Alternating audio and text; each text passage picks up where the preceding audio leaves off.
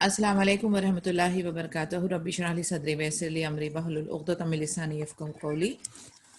Inshallah, we will begin 60th session of Ar-Rahiq al-Maktoum, Seal Nectar, biography of our noble Prophet Muhammad sallallahu alaihi wasallam. I'm clear, right? The voice is okay? Bring the headphone, no? Okay. So yesterday, alhamdulillah, we were discussing after Tabuk, the army is returning to Medina. When Medina began to appear in the horizon, this is page number 574. When Medina began to appear in the horizon, the Prophet Muhammad sallallahu alaihi wasallam said, "This is a cheerful sight. This is Uhud, which is a mountain we love. We love it, and it loves us." When the people of Medina learned of their arrival, they set out to meet the army. Women, youth, and small children came out of the town to celebrate their return wholeheartedly, singing. And the white moon rose over us through the valley of Al-Wada, and we owe all our gratefulness when the call is to Allah. When they started to appear at the horizon in Medina, जैसे वो मदीने में enter होने लगे, दिखने नजर आने लगे, तो नबी सल्लल्लाहु अलैहि वसल्लम बहुत खुश थे और फिर उन्होंने उहद को देखा और कहा कि ये वो माउंटेन है, हम उहद को प्यार करते हैं और उहद हमसे प्यार करते हैं. और फिर लोग जो मदीने के जो लोग थे उन्होंने देखा, उनके अराइवल को देखा, आर्मी को मिलने के लिए गए, औरतें, बच्चे, जवान सब आए और वो ये सिंग करने लगे. ताला अल बद्रु अलैना. We know about all this because ये हमने बार बार सुना हुआ है. So now we are again confirming it as we are going through the seerah. The march of Allah's Messenger sallallahu alaihi wasallam to Tabuk occurred in Rajab and his return occurred in Ramadan. यानी उनकी रवानगी Tabuk के लिए रजब में हुई थी, लेकिन उनकी वापसी रमजान में हुई थी. So we see that this expedition took 50 days, 20 days, of which were spent in Tabuk and the others journeying to and from it. The Tabuk invasion was the last one in which the Prophet sallallahu alaihi wasallam personally attended. तो ये total expedition जो था वो 50 दिन का था. 20 days Tabuk में लगे और बाकी जो डेज थे, ऑलमोस्ट 30 डेज, वो आने जाने में लगे ट्रैवलिंग के लिए. एंड ये जो तबुक का जो एक्सपीडिशन था, this was the last expedition जिसमें नबी सल्लल्लाहु अलैहि वसल्लम पर्सनली इन्वॉल्व हुए थे. The people who lagged behind due to its particular circumstances. This invasion was a severe trial sent by Allah to test the faith of the believers and to separate them from the hypocrites. This is Allah's permanent will in which circumstances. In this respect, He says, Surah number 3, verse 179, Allah will not leave the believers in the state in which you are now until He distinguishes the wicked from the good. यानी जैसे हमने discuss किया कि हर एक invasion, हर एक आजमाइश, हर एक trial and tribulations जो है वो एक फिल्टरिंग प्रोसेस भी होता है कि बार बार बिलीवर्स में से मुनाफिक की जो है फिल्टरिंग होती है. उसी तरीके से तबुक में भी यही हमने देखा कि एक अच्छा खासा जो है मुनाफिक और मुस्लिम्स का जो फिल्ट्रेशन प्रोसेस हुआ, वो उससे फाइनल मुस्लिम्स की कलेक्शन होने लगी और जो मुनाफिक थे वो छटने लगे. Lagging or remaining behind from full participation in that invasion amounted to hypocrisy. Whenever Allah's Messenger was informed of a man lingering behind, he would say, "Leave him alone. If Allah knows him to be good, He will enable him to follow you. But if he is not so, then Allah will relieve us of him." जब भी नबी सल्लल्लाहु अलैहि वसल्लम को पता चलता था कि कोई आदमी जो है वो जंग में शामिल नहीं हो रहा है, वो पीछे रह गया, तो वो कहते थे कि छोड़ दो उसे, अगर अल्लाह की मर्जी होगी तो वो आपको ज्वाइन करेगा, अगर नहीं होगी तो अल्लाह ताला हमसे उनको निजात दिलवा देंगे. No one remained behind from the expedition except those who were either hindered by a serious excuse or the hypocrites who use lies against Allah subhanahu wa ta'ala and his messenger sallallahu alaihi wasallam.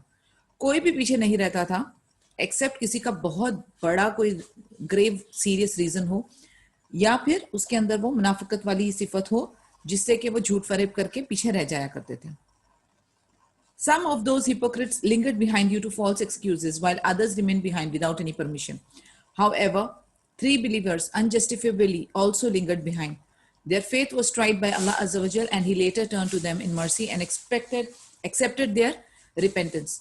जो हम लोग ने discuss किया था कि Tabuk के war के time पे 3 लोग जो थे वो बिलीवर्स थे, मगर उन्होंने कुछ ऐसी लेम सा एक्सक्यूज देके वो पीछे रह गए थे।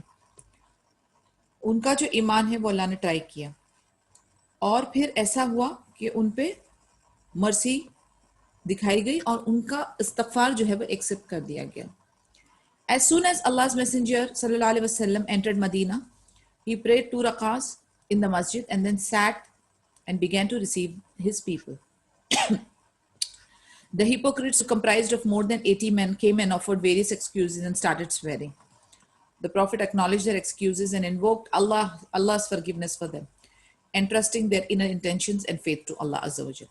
जैसे नबी सल्लल्लाहु अलैहि वसल्लम लौट कर आए, जैसे उनका तर्ज अमल होता था, उन्होंने 2 रकात नमाज सलाह अदा की, मस्जिद में बैठे और फिर लोगों को रिसीव करना शुरू किया। मुनाफिक आए, तकरीबन 80 आदमी अपने अपने उज़र लेकर और कस्में खाने लगे। नबी सल्लल्लाहु अलैहि वसल्लम ने उनके जो भी एक्सक्यूजेस थे उसको एक्नॉलेज किया, फिर अल्लाह ताला से दुआ की, क्योंकि दिलों का मामला जो है वो अल्लाह जानते हैं। तो उन्होंने अल्लाह ताला से दुआ की।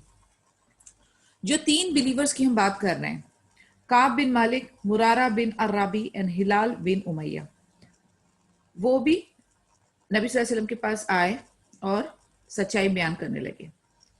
Allah's messenger directed his companions to verbally boycott them until Allah judged in their affair. अभी नबी सल्लल्लाहु अलैहि वसल्लम ने क्या किया, इन्होंने आकर हकीकत बता दी कि वो जानबूझकर नहीं आए, कोई ऐसी वजह नहीं थी। तो नबी सल्लल्लाहु अलैहि वसल्लम ने ऑफिशियली उनको वर्बली यानी उनसे बातचीत करने के लिए बॉयकॉट कर दिया। उनको कहा आप लोग बॉयकॉट हो जब तक कि अल्लाह का फैसला आपकी हक में नहीं आता। Consequently, they were boycotted and excluded from the life of the community. Eventually ऐसा हुआ कि पूरी कम्युनिटी, पूरी की पूरी मुस्लिम उम्मा ने उनको बॉयकॉट कर दिया। Having everyone turn their backs to them, they felt as if the entire earth had become constrained for them, in spite of its vastness, and they felt awkward and uneasy on it. अब पूरे के पूरे लोगों ने उनसे बातचीत करना बंद कर दिया, उनके साथ डील करना बंद कर दिया, उनके साथ मामलात करने बंद कर दिए, as if they don't exist for them. आपको पता है ये इतनी बड़ी सजा है, because human being is a social animal. Social animal माने इंसान को सिर्फ खाना पीना और हवा पानी इसकी जरूरत नहीं है, इसके अलावा उसे सोशल इंटरेक्शन की भी जरूरत है। एक ह्यूमन बीइंग को एक दूसरे ह्यूमन बीइंग के साथ कनेक्शन होना भी बहुत जरूरी है। इनफैक्ट आपने देखा होगा कि ये जो लॉकडाउन है इसमें काफी सारे जो हैं डिप्रेशन के केसेस आए हैं।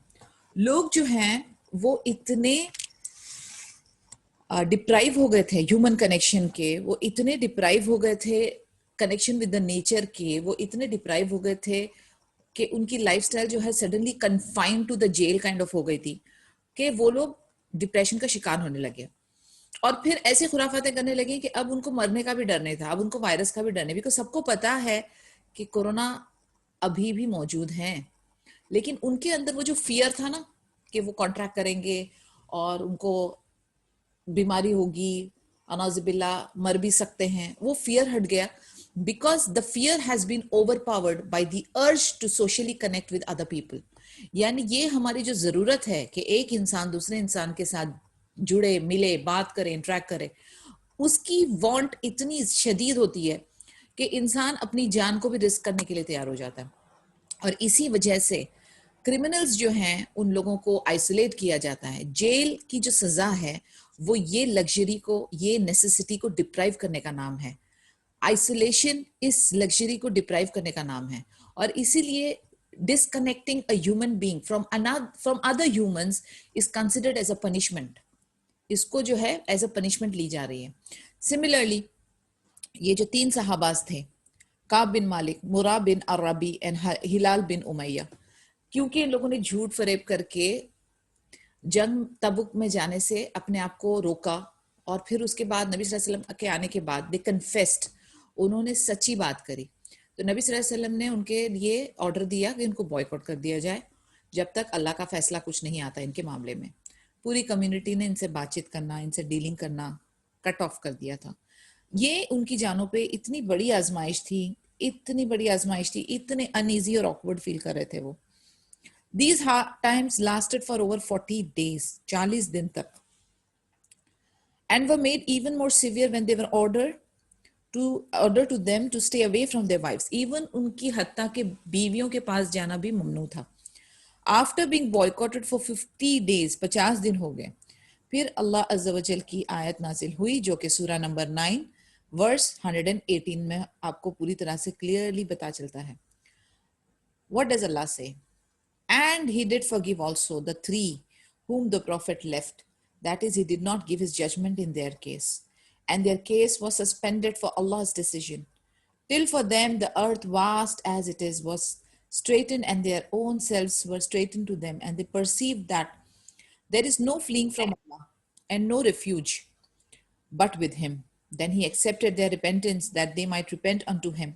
Verily, Allah is the one who accepts repentance, most merciful. Allah's forgiving of them was a great joy moment for both the Muslims and the three concerned. However, the joy of those who had remained behind and eventually boycotted was immense. It was the happiest day in their lives. The good tidings encouraged them and filled their hearts with delight.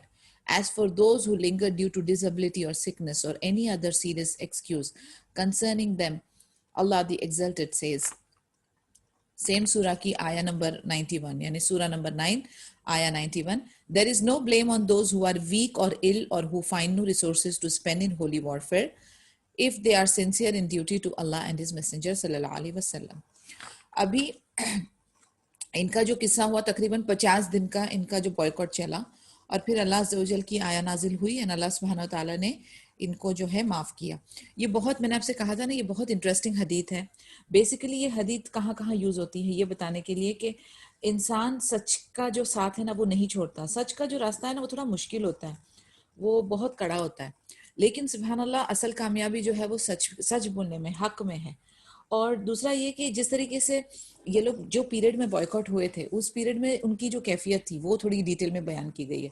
उसके बाद there were certain people, कुछ मुनाफिक थे जो इस्लाम के दुश्मन थे, उन्होंने उनको ऑफर दी थी, काफी सारी ऑफर दी थी कि आप हमारे साथ ज्वाइन हो जाओ, नबी सल्लल्लाहु अलैहि वसल्लम ने आप पे जुल्म किया, ये वो, यानी उन्होंने भड़काया उनको.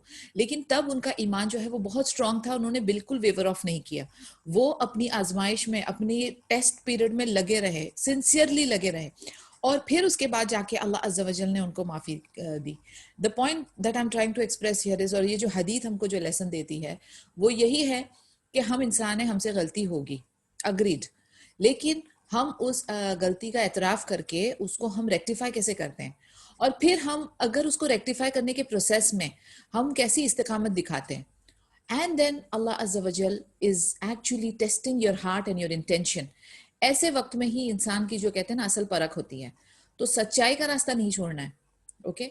अपनी गलती को जो है उसको मानकर उसको इमीडिएटली करेक्ट करना है, और जो सही रास्ता है ना, जो सही डगर है, चाहे वो कितनी भी मुश्किल हो, चाहे वो कितना भी कड़वा हो, लेकिन सच की ही, हक की ही राह पे चलना है हमें, क्योंकि असल कामयाबी जो है वो अपने आप से मिलेगी. और जो उज़र, एक्सक्यूजेस, जस्टिफिकेशंस, हमेशा मैं कहती हूँ आपको, losers and unsuccessful people are full of excuses. वो अपने एक्शंस की रिस्पॉन्सिबिलिटीज खुद नहीं लेते, वो सिर्फ इधर उधर रीजंस करते हैं. कोई भी आपके सामने रीजंस और एक्सक्यूजेस देता है. अभी देखें अल्लाह की आयत भी जो सेकंड वाली जो नाजिल हुई थी, सूरह 9 वर्स नंबर 91, कि कोई जेन्युइनली अगर वीक है, इल है, जिसके एक्सक्यूजेस जेन्युइन है, उसके लिए अल्लाह ताला ने रुखसा रखी है. लेकिन जो कि जेन्युइन नहीं है उनके लिए फिर जो कानून है या जो इंसाफ है वो होगा, प्रोवाइडेड कि वो सच पे है और वो हक पे रहकर सही राह को लेना चाहते हैं. क्योंकि हो सकता था कि ये 3 सहाबी जो हैं बाद में भी नबी सल्लल्लाहु अलैहि वसल्लम के सामने झूठ बोलते, जिस तरीके से बाकी मुनाफिक ने किए थे. तकरीबन 80 लोग थे जिन्होंने अपने जो भी है मन घड़त कहानियां सुना के अपने आप को फ्री कर लिया था. लेकिन ये तीनों ने, दीज 3 सिलेक्टेड ट्रुथ, और फिर उनको जो उनके ऊपर जो आजमाइश का सिलसिला 50 दिन का शुरू हुआ, but end of the day it is worth it. Why? Because अल्लाह अज़्ज़ा वजल इज फॉरगिविंग देम, अल्लाह अज़्ज़ा वजल इज गिविंग देम रुखसा. और वो चीज बहुत मायने रखती है, बिकॉज हमें जो है, हम अपने आप से झूठ बोल सकते हैं और सामने वाले के साथ भी हम झूठ बोल सकते हैं, लेकिन अल्लाह अज़्ज़ा वजल जो है, जो दिलों के मामलात को जानते हैं, आप बोलो ना बोलो, अल्लाह नोज एवरीथिंग, सुभान अल्लाह. तो आप अल्लाह से कैसे बचेंगे, अल्लाह से कैसे छुपाएंगे? और आपने लौट कर भी अल्लाह के पास ही जाना है। आपकी जाने, आपकी रूहें किसके पास कब्ज होनी है? अल्लाह के पास ही होनी है, अल्लाह सुब्हानहू तआला के पास होनी है। तो वहां से आप कैसे एस्केप करेंगे? You cannot deny the cover, you cannot deny the death, you cannot deny the sickness. अभी मैं इंशाल्लाह ग्रुप में फोटो डालूंगी आज एक, आई don't know if I have posted it already और नॉट। कल मैंने शेख ऑफ कुवैत के अपने अल्लाह रहमा उनकी कब्र की एक स्नैप लिया and then I was looking at it, it was so simple. कुछ टाइम पहले हम लोग इस पे डिस्कस भी कर रहे थे, काफी सारी सिस्टर्स ने मुझे इंडिया पाकिस्तान से अलग अलग ग्रेव्स की फोटोज भेजी थी टू जस्ट से कि ये सही है या नहीं सही है। किसी ने रेज किया हुआ है, किसी ने मार्बल की बाउंड्री बनाया, किसी ने क्या बनाया। अभी different different cultures, different different community में एक अलग अलग सी एक रीत और रिवाज और रस्में हैं। लाइल्मी की वजह से, लैक ऑफ नॉलेज की वजह से, इग्नोरेंस की वजह से बहुत सारे अजीब व गरीब काम होते हैं। मे अल्लाह प्रोटेक्ट अस या रब एंड फॉरगिव अस या रब। अब ये हाई रेस करना, ये करना, वो करना अलाउड नहीं है Islamically. What is allowed is to flatten it, keep it as simple as possible. मिट्टी की होनी चाहिए बिल्कुल, उसके ऊपर कोई भी पक्की पक्की सी इमारत नहीं बनी हो, पक्के पक्के से उसके बाउंड्रीज नहीं बने हो। तो कल जब मैंने शेख की कब्र देखी तो फिर उसमें वही लूज मिट्टी और एक छोटी सी तख्ती just to recognise basic information. कोई उनकी हमदोसाना जैसे अल्लाह ताला की हम सिर्फ करने के लिए अलाउड है। इंसानों की प्रेजेस और पोएम्स और उनके अचीवमेंट्स लिखना भी अलाउड नहीं है इवन आफ्टर दे डाई। तो सिर्फ बेसिक इन्फॉर्मेशन लिखी होती है। उसी तरीके से ये शेख की भी बिल्कुल जैसे एक कॉमन आदमी की कब्र होती है, सिमिलरली एग्जैक्टली वैसी कब्र उन्होंने उनकी भी बनाई हुई है। तो वो देखकर बड़ा एनकरेजिंग लगा मुझे कि चाहे एक शेख हो, मल्टी मिलियनियर बिजनेस टाइकून हो, द मोस्ट पावरफुल पर्सन हो, लेकिन उसकी कब्र और एक कॉमन मैन की कब्र में कोई फर्क नहीं है, यानी सेम। क्यों? क्योंकि this is the beauty of Islam. Islam teaches us one कानून फॉर ऑल। तो सुभान अल्लाह, वो देखकर बड़ा अच्छा लगा कि ये चीज हम हमारी जगहों पे भी, और अल्लाह ताला हमें भी जो है जब हम मरे हमारे साथ भी वही मामला करे या रब जो कि शरिया हिसाब से सही हो। The entire process of the मौत of right from the ghusl to जनाजा to कफन to दफन to everything उस तरीके से हो जो कि सही तरीका हो। क्योंकि बंदा जब मर जाता है तो उसके इख्तियार में तो कुछ भी नहीं, वो एक अपने बॉडी पे से मक्खी भी नहीं हटा सकता, राइट? तो उसके साथ क्या मामला होता है ये प्योरली उसके आसपास या जो जिस हालत में उसकी मौत होती है उस पर डिपेंड करता है। तो knowing the circumstances of what's gonna happen और क्या होगा हमें कुछ नहीं पता, we are so dependent. So I feel, I personally say कि अपने हुस्नुल खातिमा के लिए बहुत दुआ करें कि अल्लाह ताला हमारे साथ अच्छा सही मामला करे, अच्छी मौत दे, अच्छा इंतजाम करे और बेहतरीन हमारी जिंदगी सुभान अल्लाह अच्छी ही चल रही है। बट मरने के बाद आपका एक्चुअली देखा जाए तो किसी चीज पे हमारा इख्तियार नहीं है, लेकिन मरने के बाद तो सुपर हेल्पलेस है। तो उस वक्त भी अल्लाह ताला हमारे ऊपर रहम करम करे और हमारे डेड बॉडी के साथ भी सही तरीके का मामला हो। और हम लोग जो है we have to make for that particular thing, हमें इस चीज के लिए भी दुआ करनी चाहिए कि अल्लाह ताला हमारे लिए हुस्नुल खातिमा करे और सारे मामला हमारे आगे के जो मरहले वो भी आसान करे या रब। So these are the things we have to ponder. हमें ये नहीं है कि सिर्फ हम जिस वक्त इबादत की हालत में हैं, सलाह कर रहे हैं, उस वक्त ही हम गौर फिक्र करें। हर चीज जो आपके आसपास हो रही है, हर नेचर की चीज, अल्लाह की हर मखलूक को देखें, तदब्बुर करें, सोचें, कंटेम्पलेट करें एंड मेक दुआ, सिंसियरली मेक दुआ टू अल्लाह अज़्ज़ा वजल and then you will feel peace. आपको जो है ना हर चीज से एक लेसन मिलेगी, एक इबरत मिलेगी और फिर आप अपनी हयाती में ही उसको रेक्टिफाई करने के लिए अल्लाह को यू विल सीक अल्लाह's हेल्प।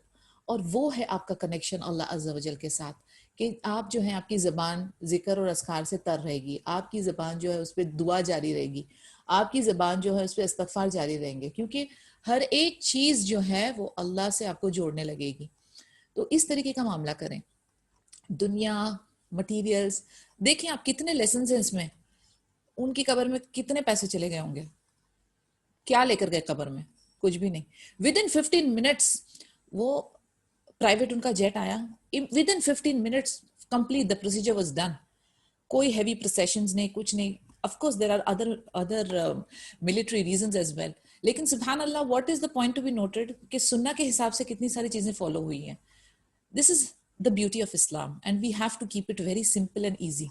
हमारे यहाँ पे हर चीज के मामले को इतना कॉम्प्लिकेट किया गया है, चाहे वो पैदाइश हो, मौत हो, शादी हो, हर चीज को इतना कॉम्प्लिकेट किया गया है कि मैं आपको बता नहीं सकती।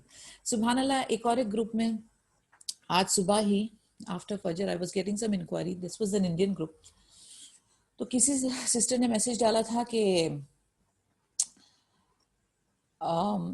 शी मेंशन्ड अ नेम कि वो फौत हो गए हैं, तो जिनको कुरान आता है आप लोग कुरान पढ़ें या कोई सूरा पढ़ें और उनको बख्शिए, उनका तीजा है। तो I was like I wanted to respond of course, क्योंकि हमारा काम वो है कि अगर किसी के पास सही नॉलेज नहीं है, अगर आपके पास नॉलेज सही है तो दीजिए। So I asked that sister, I said, what is the, how can you explain कि किसी के मरने के बाद कोई अनजान कुरान पढ़ के या कोई सूरा पढ़ के रैंडमली वो डिसीज्ड को पहुंचा देगा, मरने वाले को पहुंचाएगा और उसका सवाब उनको मिलेगा। मैंने कहा सवाब जारिया पे थोड़ी रोशनी डाले। And immediately that sister, I guess she realized that what she said has no base, इसके अंदर कोई बेस नहीं है, तो she started deleting the messages. No problem. By then, subhanallah, I got the hadith. By then I got the Quranic verse for it and I posted it, because उस group में जितने लोग हैं ना उनकी इस्लाह होनी है, क्योंकि एक मैसेज यहाँ से वहाँ या एक क्वेश्चन यहाँ से वहाँ, कौन सा बंदा कहाँ से क्या इन्फॉर्मेशन पिक कर रहा है, then it becomes a responsibility.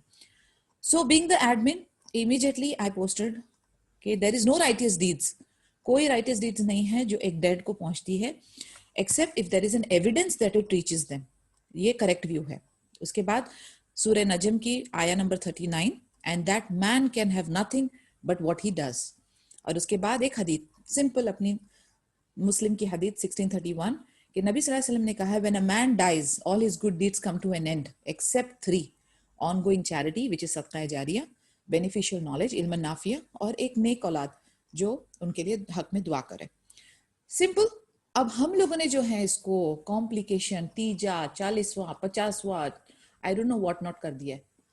We have to know इस्लामी शरिया तरीका क्या है और हमें उसको फॉलो करना है। हमें हमारे कल्चर को तरजीह नहीं देनी है। हमें जो अल्लाह ने हमारे लिए रूल्स रेगुलेशन, नबी सल्लल्लाहु अलैहि वसल्लम ने जो रूल्स एंड रेगुलेशंस बनाए उसको फॉलो करना है, चाहे पूरी दुनिया वो कर रही हो, चाहे 50 साल से वो रस्म चल रही हो, इट डजंट मैटर।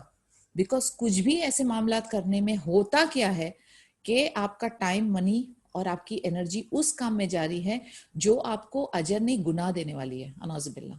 बिकॉज बिदा, शिर्क, ये सब चीजें कहते हैं ना इग्नोर करने वाली नहीं है। So that was the case. I mean we got diverted in the discussion, but मुझे आपसे करना था ये बात, and since this are the ongoing incidents और ये सब रिलेटेड है, anyways going forward, when he approached Medina, Allah's Messenger sallallahu alaihi wasallam said, inside Medina there are certain men, though they were kept back due to the serious excuses, have been with you continuously, though they remain behind. They have been with you when you were passed through a valley or walked on the road. They asked, do you mean that they have done all that while remaining in Medina? The Prophet said, yes, though they were in Medina. अभी कुछ लोग जो हैं जिनके actual reasons थे, serious excuses थे, तो उनको अभी नबी सल्लल्लाहु अलैहि वसल्लम उनके बारे में क्या ओपिनियन लोगों को बता रहे हैं। उनसे कह रहे हैं कि वो उनके जेन्युइन रीजंस थे, शायद वो बीमार थे, वो आना चाहते थे, लेकिन उनके जेन्युइन रीजंस थे। लेकिन आप जब गुजर रहे थे तबुक के लिए, हमने देखा ना कि तकरीबन 30 दिन लगे, 15 दिन जाने में, 15 दिन आने में, और बाकी जो है 20 दिन का वो एक्सपीडिशन था, 50 दिन। तो उन्होंने कहा आप जो जो आपने तकलीफें झेली, आप वैली से गुजरे, आप इधर से चले, आपने ये किया, आपने वो किया, जब तक कि आप मदीना नहीं लौटे, कहते हैं ये लोग भी उसमें हिस्सेदार हैं। लोगों ने कहा इवन दो वो वहां पर मौजूद नहीं थे, वो तो मदीना में थे, कहते हैं फिर भी उनको अल्लाह ताला ने अजर देना है। क्यों? क्योंकि वो जेन्युइन उनके रीजंस थे, और उनकी नीयत क्या थी? उनकी नीयत थी कि वो जिहाद में हिस्सा ले। तो सुभान अल्लाह, आप देख रहे हैं हर एक फेज है। अभी हमारे पास 3 कैटेगरी बन गई। एक जो मुनाफिक थे, झूठ बोला, झूठ बोल के वापस से निकल गए, रवाना हो गए, सुपर लॉस। दूसरा तबका था वो 3 लोगों का जिन्होंने पहले झूठ बोला, बाद में सच बोला, सुभान अल्लाह, 50 दिन की आजमाइश, वो भी फारिग हो गए। तीसरा तबका था जेन्युइन रीजन वालों का, उनके लिए भी सुभान अल्लाह राहत। अब देखते हैं इस्लाम का कानून किस तरीके से है कि वो एक दवा सबके लिए नहीं चलती, एक छड़ी सबके लिए नहीं चलती, case to case how it is dealt, and subhanallah we have references। हमारे पास कुरानिक सपोर्ट है, अल्लाह की वही नाजिल होती है, हमारे पास नबी सल्लल्लाहु अलैहि वसल्लम की हदीस मौजूद है जहां पर वो अच्छी तरह से वाजे करते हैं। So this is such a clear religion, इसमें कोई एम्बिगिटी, कोई कंफ्यूजन, कोई अनसर्टेनिटी नहीं है। हर पॉइंट पे आपको पूरी चीजों की माशाल्लाह खोल के वाजे करने वाली चीजें मिलेंगी। जहां पर आपको समझ नहीं आता, क्लियर हदीस नहीं है, वहां पे आप इज्तिहाद, फतवाज देखें, the scholars have gone to an extent कि उन्होंने तार तार करके simplify कर दिया. We have resources, subhanallah. तो कभी भी confusion में नहीं रहना. Any point you have, clear it out. और फिर उसको establish करना. Establish का मानी है कि you implement it strongly with steadfastness. यानी इस्तिकामत के साथ उसको implement करें, confidence के साथ, hopeful होकर कि अल्लाह अज़्ज़ा वजल जो है आपको उसका definitely अजर देंगे. That's the way to look at it, and that should be your ideology, basically. The invasion of Tabuk and its far-reaching consequences. The effect of this invasion was great in regards to extending and confirming the influence and domination of the Muslims on the Arabian Peninsula. It was quite obvious to all that no power other than Islam would live long among the Arabs. The ignorant Arabs and the Munafiq who steadily conspired against the Muslims continuously relied on the power of Byzantine for support and help, had lost their expectations. One second, excuse me. का invasion ऐसा रहा कि मुस्लिम की influence और domination जो है वो बहुत वाजे हो रही है, और जो लोग बाइजेंटाइन के पावर के ऊपर रिलाई कर रहे थे या उनकी अलाइज के ऊपर रिलाई कर रहे थे, उनका भी जो इन्फ्लुएंस है, उनका भी जो दबदबा है उनके ऊपर से, वो खत्म हो गया था. Realizing that there was no way out and that they would eventually have to submit to the fact, they gave up their attempts. यानी जब उनको फाइनली पता चल गया कि कितनी दफा कहाँ से कौन कौन जुड़ेंगे, क्या करेंगे, बहुत मेहनत की उन्होंने, लेकिन नहीं चल रहा था उनकी कोई भी, उनकी जो साजिश थी या कोई भी उनकी ताकत थी या कोई भी उनके जो षड्यंत्र थे वो बिल्कुल नहीं चल रहे थे. तो स्लोली उन लोग सारों ने अपने अटेम्प्ट्स छोड़ दिए. मतलब आप समझे कितने टाइप के दुश्मन, मक्का के कुरैश, मदीना के यहूद, मदीना के बेदून्स, उसके बाद Byzantine empire, Roman empire, Persian empire, आसपास की छोटी छोटी सारे ट्राइबल्स, सब ने अपने अपने काम जो थे एंटी इस्लामिक, वो सब उन्होंने किए. और उसके बाद उन्होंने अल्लाह की मदद से जो नबी सल्लल्लाहु अलैहि वसल्लम को धीरे धीरे छोटी छोटी बड़ी बड़ी हर कामयाबी मिली, एंड अल्हम्दुलिल्लाह सब ने जो है अपने हथियार डाल दिए. From that time onwards, the hypocrites were no longer treated leniently by the Muslims. अब इसके बाद, ये जो तबुक इंसिडेंट के बाद, मुनाफिक के साथ बहुत लीनियंसी यानी बहुत नरमी का मामला जो है वो अब खत्म हो गया. Allah Azza wa Jal not only ordered the Muslims to treat them severely, but also forbade the Muslims from taking their charity, performing the funeral prayer on their dead, asking Allah's forgiveness for them, or even visiting their graves. अब धीरे धीरे जो है इनकी grip जो है tight करने का मौका आ गया था. तो अभी क्या था कि इनकी कोई भी चैरिटी एक्सेप्ट नहीं करने का हुक्म आया, इनके जनाजे में शिरकत करने की मनाही हो गई, इनसे इनके लिए अल्लाह से माफी मांगना भी बंद हो गया और उनकी ग्रेव्स में जाना भी बंद हो गया. Allah subhanahu wa ta'ala also ordered the Muslims to demolish the mosque that they had erected and used as a place to practice their plots, conspiracy and deceit. ये हमने पढ़ा था तबुक के पहले ही, जो मुनाफिक ने एक जगह बनाई थी एज अ मस्जिद, और वो नबी सल्लल्लाहु अलैहि वसल्लम को कह रहे थे कि आप आके उधर सलाह पढ़ें, दुआ करें. तब अल्लाह ताला ने उनको वही नाजिल करके इन्फॉर्म कर दिया था कि ये जो है ये मस्जिद नहीं है, बल्कि ये इनका मीटिंग प्लेस है जहां पर ये मुसलमान के अगेंस्ट प्लान्स एंड प्लॉट्स बनाते हैं. फिर नबी सल्लल्लाहु अलैहि वसल्लम ने वो मस्जिद को डिमोलिश कर दिया था. Some Quranic verses were sent down disclosing them publicly so that all in Medina would come to know their reality. अभी बिल्कुल क्लियर करने का वक्त आ गया था कि कौन है ये मुनाफिक, ओपनली उनके साथ मामला किया जाए, उनको out of the society, out of the community उनको रेक्टिफाई यानी इन द सेंस कट करके उनको कट आउट कर दिया जाए, उनको भी बॉयकॉट कर दिया जाए, ताकि उनसे बार बार जो है ना वो सेम नुकसान झेला नहीं जाएगा. The great impact that this invasion produced could also be seen in the great number of delegations that came successively to meet Allah's Messenger sallallahu alaihi wasallam. Naturally, delegations would come and meet the Prophet at the end of an invasion, particularly after the conquest of Makkah. But they were neither as many as those after Tabuk, nor were they as frequent. It was certainly the greatest. अब इसके बाद मुनाफिक के साथ जो मामला था वो सख्त हो गया, और बहुत सारे डेलीगेशंस बाहर से अच्छी तादाद में और लोग आ रहे थे नबी सल्लल्लाहु अलैहि वसल्लम से मिलने के लिए, to become Muslim, to know about the religion, उनके साथ ताउन करने के लिए. यानी फैल रही थी सुभान अल्लाह, मुस्लिम नेशन की जो जड़ें हैं वो मजबूत हो रही थी. The Quranic verses about the invasion. Many verses of chapter Bara, which is Tawbah, concerning the events of Tabuk was revealed. Some verses were revealed before the march of the army, while others were revealed when the army set out for Tabuk. जो सूरह तौबा है उसके अंदर ये जंग तबूक के बारे में बहुत सारी वर्सेस हैं. कुछ जो हैं बिफोर द इवेंट, और कुछ जो हैं उसके दौरान. Other verses were revealed to Prophet Muhammad sallallahu alaihi wasallam after his return to Medina, और कुछ जो हैं मदीने में लौटने के बाद नाजिल हुई थी. All these verses covered the themes, the circumstances of the battle, exposure of the hypocrites, the privilege and special rank earmarked for the strivers in the cause of Allah Azza wa Jal, acceptance of the repentance of the truthful believers who slackened and those who remained behind, and other themes. मैं आप लोगों को एक homework दूंगी क्योंकि अभी Friday Saturday 2 दिन आपकी छुट्टी होगी. सूरह तौबा जो है ना उसकी तफसीर पढ़ें, अच्छे से उसके इंसिडेंट्स पढ़ें, आप बहुत अच्छी तरह से इसको रिलेट कर पाएंगी. दूसरा वो जो 3 लोगों की हदीस है ना वो भी इंशाल्लाह ताला I will try to put that, let me make a note of it.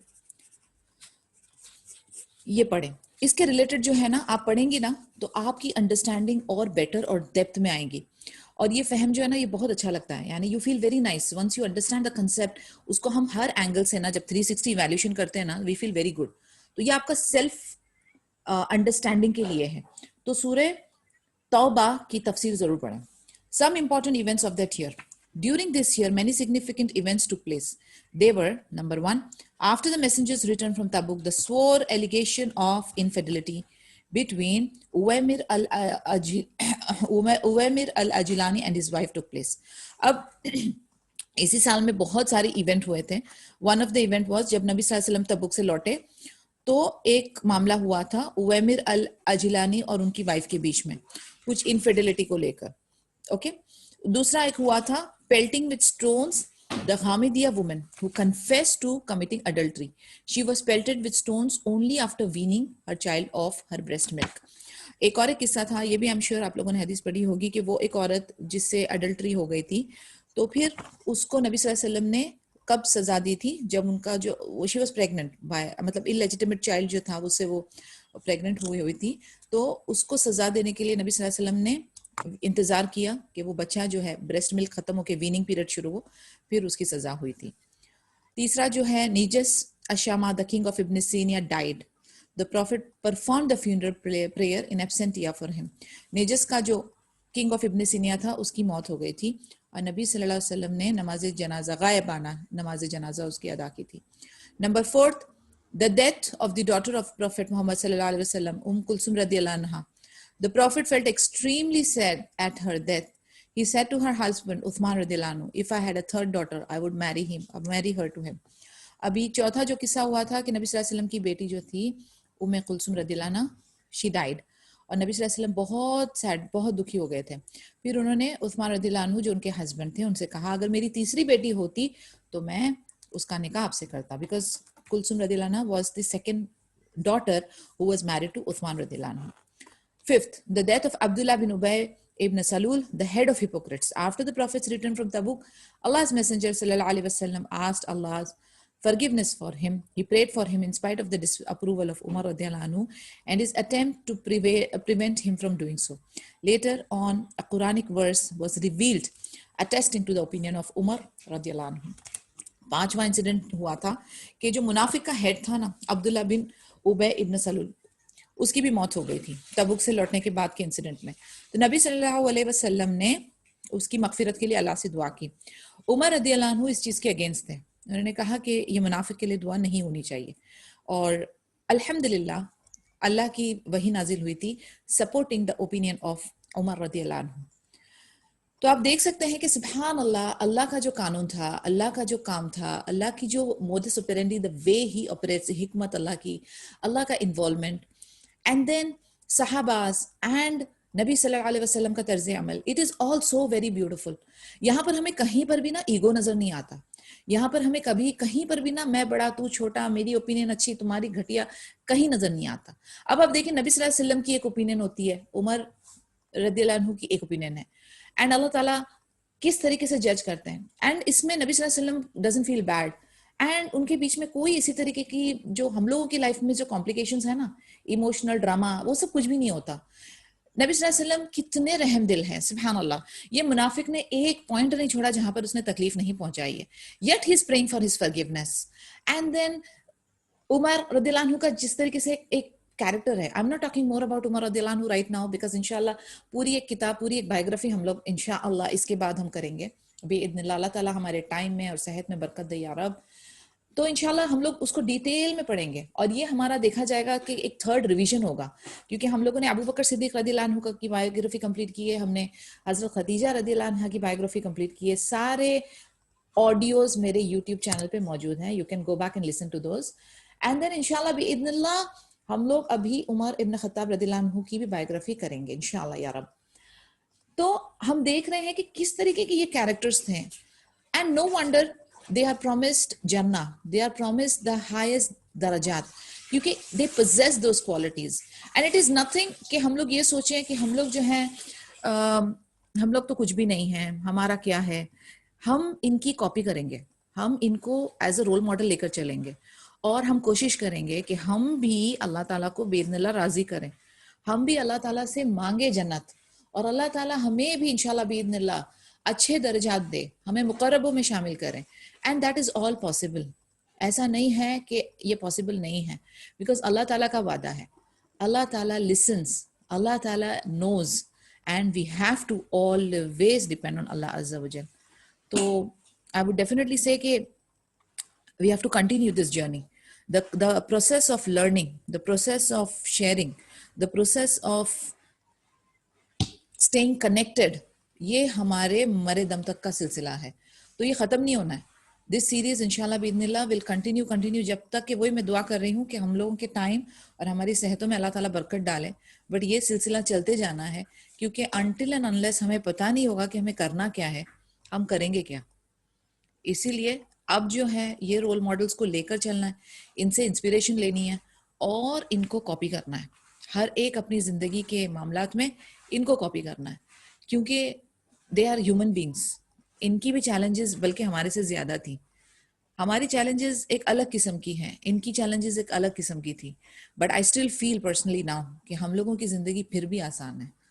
तो उसको मद्देनज़र रखते हुए और पॉजिटिवली आगे बढ़ते हुए इंशाल्लाह we have to continue the journey. Inshallah, we'll close here, and tomorrow, no, not tomorrow, Sunday we will continue. अगर कोई क्वेश्चन है, कोई डिस्कशन है, it's an open forum, please you can talk now. 60. किसी का कोई डिस्कशन है? अगर नहीं है तो सुब्हानक अल्लाहुम्मा व बिहम्दिक नशहदु अल्ला इलाहा इल्ला अंता नस्तगफिरुका व नतूबु इलैक। अस्सलामु अलैकुम व रहमतुल्लाहि व बरकातुहू।